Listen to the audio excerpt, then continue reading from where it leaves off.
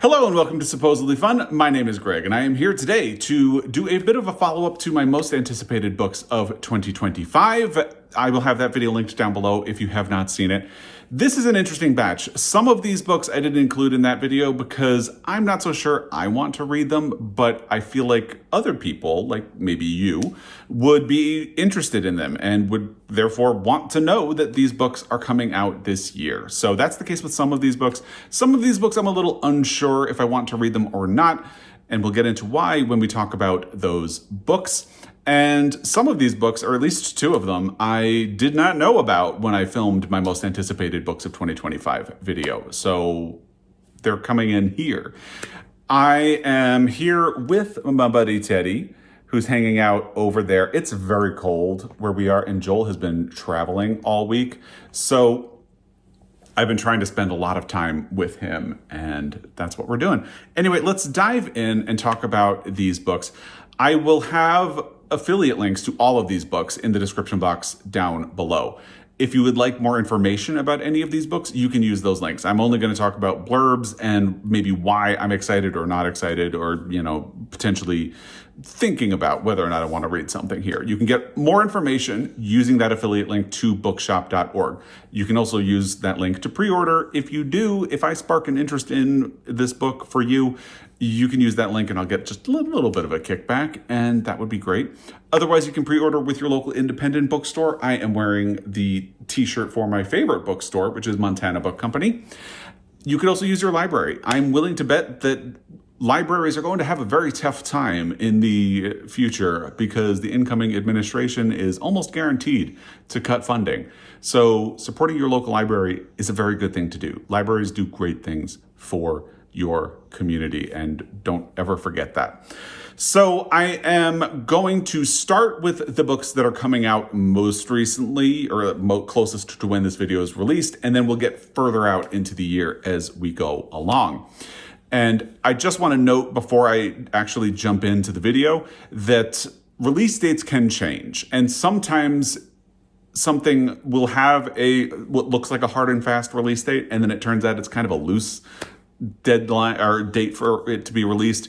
So take the release dates with a grain of salt. They can even change the month that a book is released. So they're kind of fluid. And I also just want to hammer in the point that pre-ordering is really important. It is very helpful. It sounds like maybe not a big deal, but it helps publishers know how many copies of a book they should print. It lets bookstores know how many copies of a book they should order. It helps authors. And it's just a very good thing. And with the supply chain having faced a lot of challenges in recent years, it is really important for publishers to know how many copies of a book they might want to print right up front, because it can take a lot of time to get a reprint into stores and therefore to you. So that's my little pitch. Let's just dive in. The first one is a big one. It's released on January 28th. It's We Do Not Part by Hong Kang, translated by Yi Ye-wan and Paige Ania Morris. Hong Kang won the Nobel Prize for Literature last year. I have a reaction video to that. I will link it in the description box down below if you would like more information. I have read a book by Hong Kang, and well, let's talk about that after we do the description of the book itself. So We Do Not Part, blurring the boundaries between dream and reality, We Do Not Part powerfully illuminates a forgotten chapter in Korean history, buried for decades, bringing to light the lost voices of the past to save them from oblivion. Both a hymn to an enduring friendship and an argument for remembering, it is the story of profound love in the face of unspeakable violence, and a celebration of life, however fragile it might be. So The Vegetarian is the book by Hong Kang that I have read. It is a deeply unsettling book. There is a lot of violence, graphic stuff in it. I was profoundly unsettled while reading it. And I have heard that a lot of Hong Kong's books have a very similar effect. So with, the world being on fire and all of that, I am very worried about how up to the task I would be when it comes to reading a book that is very violent or upsetting right now. I'm not saying I won't do it. I just worry that I'm in the wrong headspace and it wouldn't do well for me. And therefore it also wouldn't do well for the book. Because if I'm in the wrong headspace to read something, it can mean that I don't have the right reaction to it, or a reaction that I would under normal, typical circumstances. So maybe later in the year I would be ready, but I feel like absolutely for sure right now I would not have the bandwidth or be in the right headspace to read a book by Hong Kong. So I am going to let other people enjoy it, and maybe I will revisit it later, and we'll see how that goes. The next book is something that I did not know about when I did my most anticipated video with my husband Joel.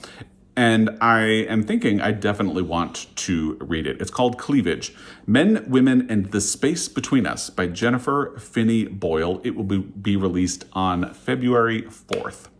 Jennifer Finney Boylan's She's Not There was the first best-selling work written by a transgender American. Since its publication 20 years ago, she has become the go-to person for insight into the impact of gender on our lives, from the food we eat to the dreams we dream, both for ourselves and for our children. And this is where my interest really became piqued.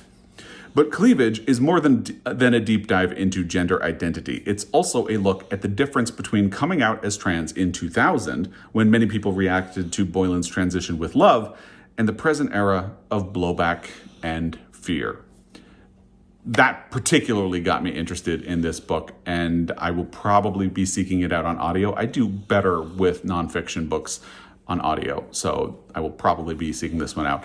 Feels like a good book to be reading this year, and I don't have the bandwidth to emotionally deal with something unsettling or violent right now. I feel like I could deal with Cleavage. Well, wait.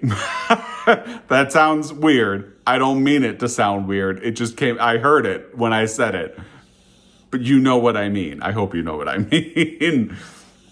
Let's just move on to the next book, which is Memorial Days by Geraldine Brooks. This will also be coming out on February 4th. Geraldine Brooks is part of the Pulitzer Prize family of authors. She won for a novel called March, which it takes the story of Little Women and tells the perspective of the father, who is off fighting the Civil War for most of the story of Little Women. Geraldine Brooks was married to Tony Horwitz, who also won a Pulitzer Prize on the journalism side for national reporting. And Tony Horwitz holds a very unique place in my heart as a reader, because he wrote a nonfiction book called Confederates in the Attic, which I was assigned to read for a course that I took in college. And I absolutely loved that book. And I just flat out did not read nonfiction before I read Confederates in the Attic.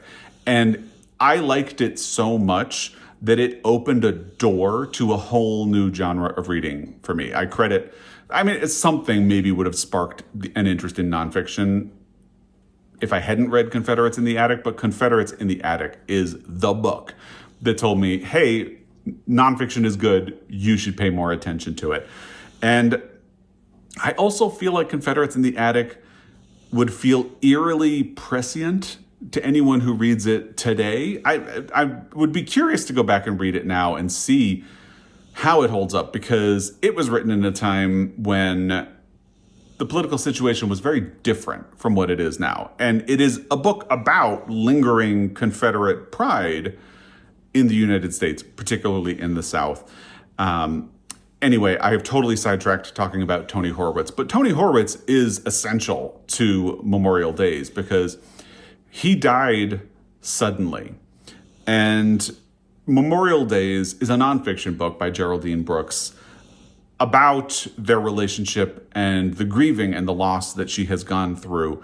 The easiest comparison I can think of to it would be The Year of Magical Thinking by Joan Didion. But it does sound, from things that I've heard, like this book is a bit critical of that memoir.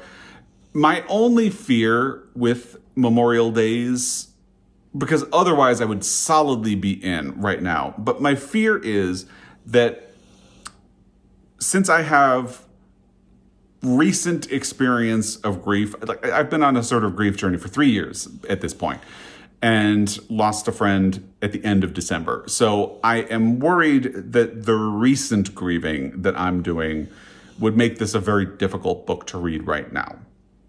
Maybe it's something that I would think about doing in the future. But I would really like to read it at some point because I've enjoyed Geraldine Brooks and I have enjoyed Tony Horwitz. So there you go. Next is an author that I'm not really a fan of, but I know a lot of people are, and I'm not here to tell you you're wrong. You know, you can dislike a book that I liked. I can dislike a book that you liked. Everything is fine. It's Glyph by Ali Smith, which will also be released on February 4th. Now, as I said, I am not an Ali Smith fan. I have read 2 of her books and really not gotten along with either one of them. I think she's a very particular sort of writer, and if you don't respond to that type of writing, you're just not gonna be on the same page as her fans. And that's fine. That is fine. I just want to make sure that those of you who do know or do love Ali Smith know that she has a book coming and you should be excited about it. And I think you should also know that there will be another book from Ali Smith coming later this year that has a title that is a homonym. I think, so this one is Glyph, G-L-I-F-F, and the one coming later this year is Glyph, G-L-Y-P-H. And yeah, I think in typical Ali Smith style, she loves a variation on a theme. So I think that's basically what you can expect. Next, let's talk about Stoneyard Devotional by Charlotte Wood, which is releasing in the US on February 11th. You know, this is a book I'm actually excited to see get released in the United States. It was shortlisted for the Booker Prize last year, which means that even though this is a book that has not been released in the United States, you know, over on this side of the pond, it kind of feels like the discourse well is already dry on Stoneyard Devotional, but I do want to give it a whirl myself. So I'm including it here. It is a book that I wanted to read, and I was kind of frustrated that it wasn't available or immediately available. Because, you know, in these days of e-commerce, you can get things from overseas. I just chose not to do that. It's a book that a lot of people have loved, and I am interested in reading, so we'll see. The blurb is, shortlisted for the 2024 Booker Prize, a novel about forgiveness, grief, and what it means to be good. Which, of course, sounds fascinating. Then there's The Echoes by Evie Wyld, which will be releasing on February 18th. I am also not a fan of Evie Wyld. I have read 2 of her books. One of them I thought was okay. The other one I did not respond to pretty well. But again, I know there are a lot of people who are fans of Evie Wyld. So I just want her fans to know that she has a book coming and you should be excited. That's all.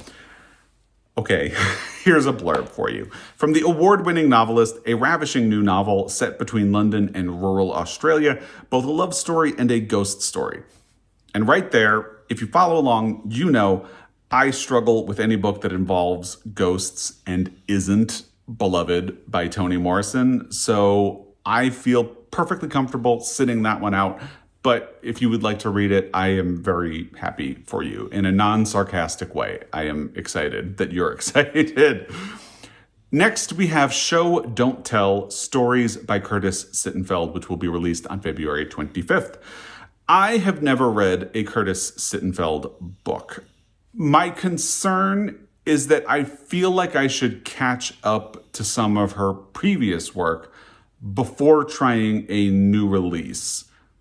Let me know what you think of that in the comment section down below. This is a story collection that, quote, exploring marriage, friendship, fame, and artistic ambition, including a story that revisits the main character from Curtis Sittenfeld's iconic novel, Prep, end quote. Which sounds fascinating. But again, even that kind of implies that, you know, not that I think you need to have read Prep to enjoy this story collection, but it just lends to that idea that I need to go back and read other Curtis Sittenfeld before engaging with this one. So let me know what you think of that in the comment section down below, because I do want to read a Curtis Sittenfeld book. at some point. I'm just kind of wondering if this would be the starting point for me. And now we have Twist by Colum McCann, coming out March 25th. I did not get on with previous works of Colum McCann, so I will be taking a pass on this one, but I am definitely the minority when it comes to his writing. People love his books. So if you are one of those people, I got you. This is coming on March 25th. And it is described as, quote, a propulsive novel of rupture and repair in the digital age, delving into a hidden world deep under the ocean. And there you have it. That is Twist by Colum McCann, which will be releasing on March 25th. And then on April 1st, April Fool's Day, we will be getting Our City That Year by Gitanjali Shree, translated by Daisy Rockwell. Shree won the International Booker Prize for Tomb of Sand, which I really need to catch up to. I own a copy. I actually did order that one from overseas, and it's been sitting on my shelf ever since, and I haven't gotten around to it. I really want to because I'm very curious. So this is actually not a new book, but it is newly translated into English. Obviously, winning the Booker Prize or the International Booker Prize made publishers see dollar signs, if you want to look at it cynically. Or they said, oh, people like this, we should get more of her work out there. I guess that would be a sort of less cynical version of that story. So they mined something that had already been published. Explosive, raw, and uncompromising, Our City That Year unfolds in a time of rising uncertainty and dread, when nothing will go back to being as it was before. 25 years after its original publication in Hindi, Shree's clarion call to bear witness to the toxic ideology of religious nationalism is timelier than ever, speaking to the growing divisions across global borders. Sounds really good. I do feel like I would want to read Tomb of Sand first, but this also sounds really interesting, and I am looking forward to it. And now we get to a book that I actually have a copy of. I got it at the trade show that Joel and I went to at the end of September and beginning of October last year. It's Audition by Katie Kitamura, and this will be releasing on April 8th. It's kind of the same deal as Curtis Sittenfeld here. I have not read Katie Kitamura before, and I feel like I should catch up before I read her new novel. Is that crazy? Again, let me know in the comment section down below. This is described as two people meet for lunch in a Manhattan restaurant. She's an accomplished actress in rehearsals for an upcoming premiere. He's attractive, troubling, young enough to be her son. Who is he to her, and who is she to him? In this compulsively readable, brilliantly constructed novel, two competing narratives unspool, rewriting our understanding of the roles we play every day: partner, parent, creator, muse, and the truths every performance masks, especially from those who think they know us most intimately. I mean, it sounds fascinating. Sounds a little bit like the way people talk about Fates and Furies by Lauren Groff, but I haven't read that book, so I can't really say.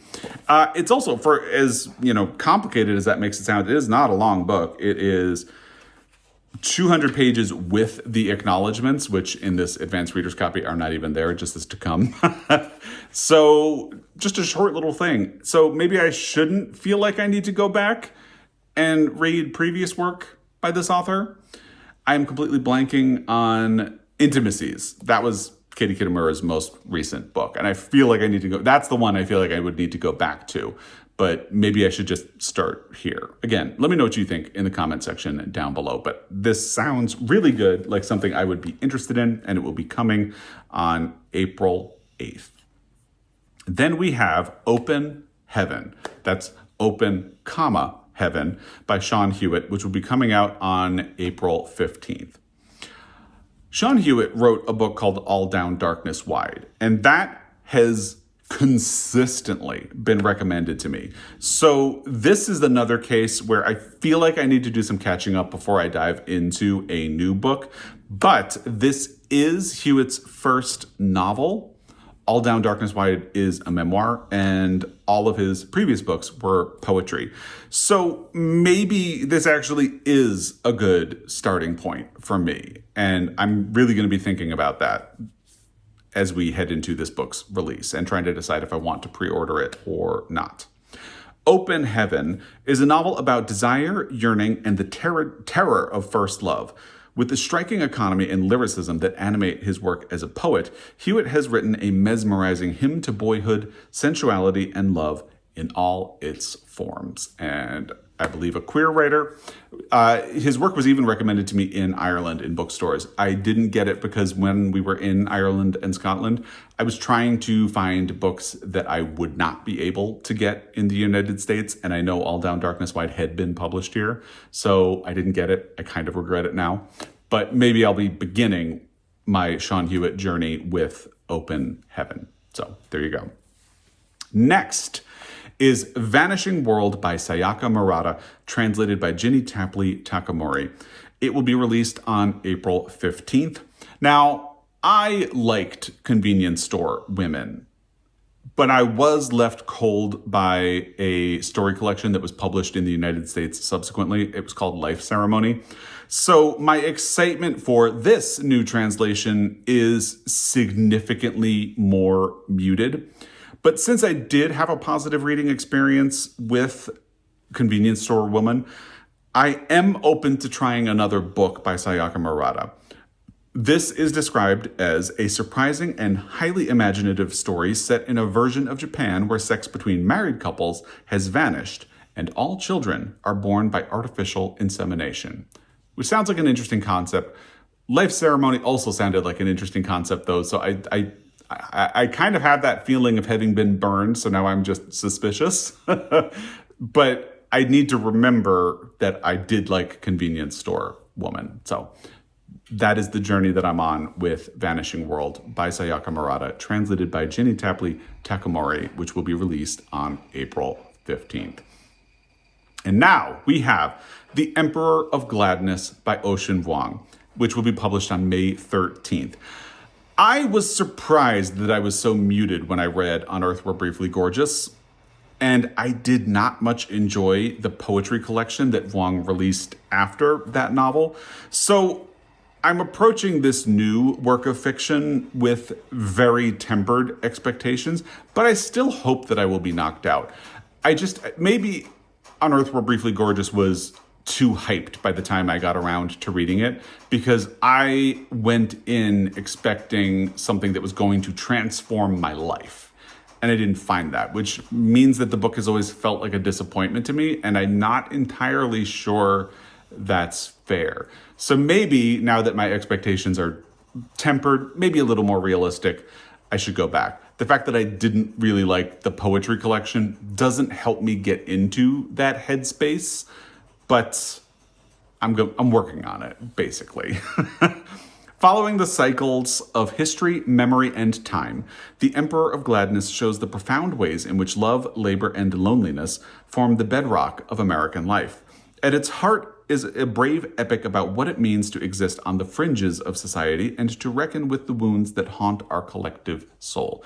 Now, ordinarily, that description would be catnip for my soul, but here we are. So I feel like I'm going to give Ocean Vuong another try. I feel a little bit of trepidation about it this time, but maybe that will be healthy. Now we have Spent by Alison Bechdel, which will be released on May 20th. So Fun Home is one of my all-time favorite books. It is a graphic memoir about Alison Bechdel's father and their relationship and the sort of diverging paths they took in life, because her father never really was able to come out of the closet or never allowed himself to pursue that side of his life, whatever form it would have taken had he been allowed to explore it. And Alison Bechdel is an out lesbian. It's, as I said, one of my all-time favorite books. But the thing is, I've been on a downward spiral with Alison Bechdel's writing ever since. The follow-up to Fun Home was called Are You My Mother? I think that book is very noble I think it's not very successful, ultimately. And I think part of that is that she was writing a memoir about her relationship with her mother at a time that her mother was still alive. And Alison Bechdel is also someone who can be prone to excesses of interior observation. Fun Home has a good balance. Are You My Mother really heavily tilts into the point where it's like, I really think you're worrying about something that's not a big deal. Introspection can go into overload for Alison Bechdel, essentially. And she also released a graphic memoir about fitness, which felt like an odd left turn. And I got it from the library, and it felt like, okay, this didn't feel essential, but, I didn't dislike it.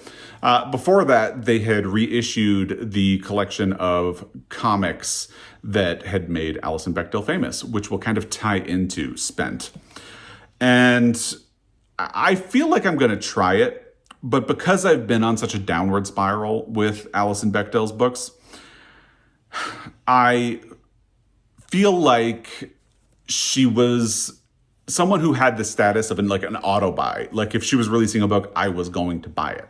And now I'm going to get on the hold list at the library.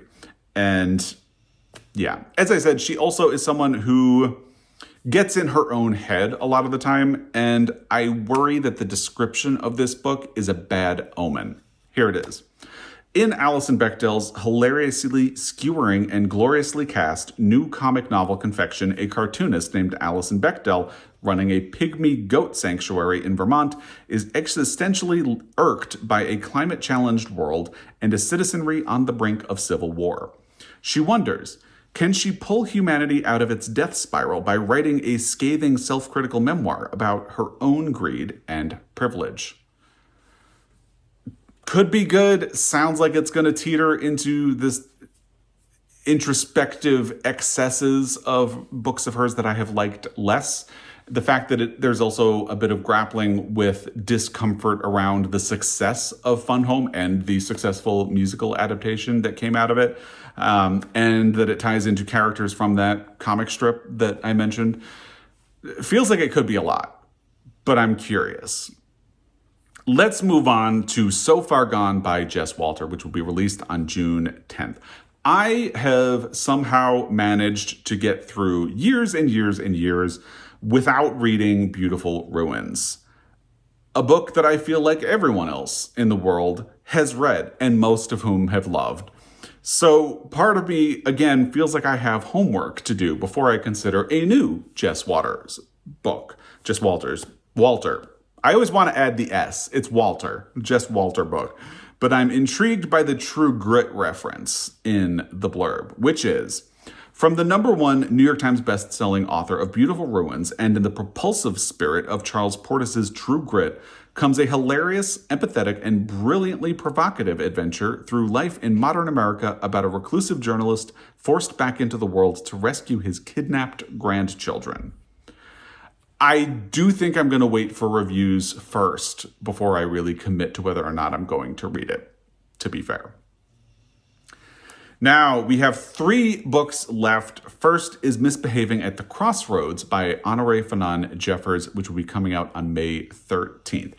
Given how much I loved the love songs of W.E.B. Du Bois, you would think that I would be absolutely thrilled for another book from Honorée Fanonne Jeffers. And part of me is. I am thrilled. When I first heard that she had a book coming out this year, I thought, oh, wow, don't know what it is, but it's going to be my #1 most anticipated book of 2025.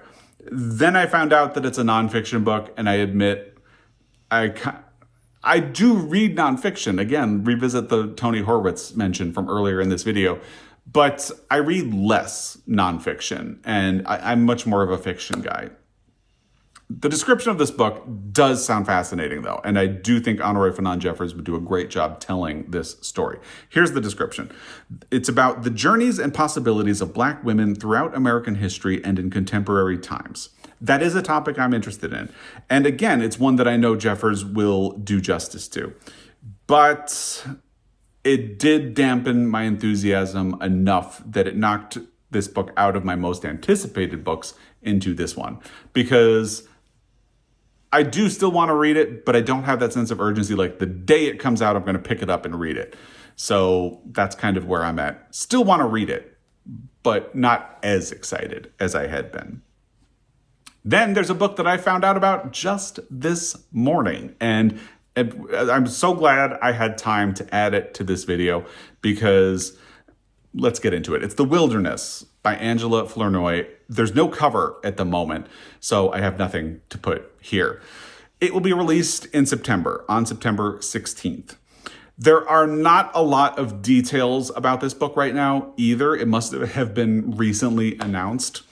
I did manage to find a very quick blurb for it, which is that it follows 4 Black women over the course of 2 decades of friendship, examining how gender expectations, race, class, and the shifting dynamics of city life make their mark on them, which sounds fascinating. So the reason I'm so excited about this, even without a lot of details, even without a cover, is that Angela Flournoy's debut novel was The Turner House, which is something that I read and loved before I had a BookTube channel. So I feel like I don't talk about it a lot because it exists in that sort of pre-BookTube era of my life.